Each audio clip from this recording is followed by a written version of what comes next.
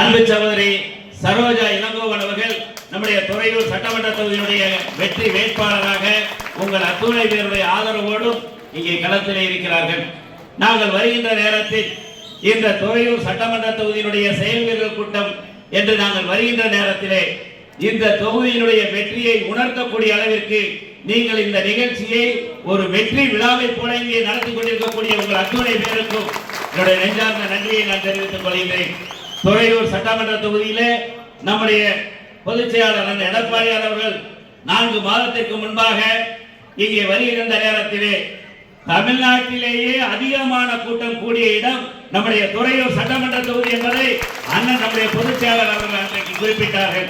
அதையெல்லாம் பார்க்கிற நேரத்திலே இங்கே எனக்கு முன்னாலே பேசிய நிர்வாகிகள் சொன்னதை போல நம்முடைய துறையூர் சட்டமன்ற தொகுதி அண்ணன் எடப்பாடியாருடைய வேட்பாளர் வெற்றி பெற்றார் என்பதை இந்த உங்களுடைய முகத்தை பார்த்து தெரிந்து கொள்ள முடிகிறது. ஆனாலும் கூட தேர்தல் களத்திலே செயல் வீரர் கூட்டத்திற்கு வருகை புரிந்திருக்கும் அத்துணை கழக உடன்பிறர்களுக்கும் அவர்களோட பொற்பாதத்தை தொட்டு வணங்கி ஒரு பணிவான வணக்கத்தை தெரிவித்துக் கொள்கிறேன்.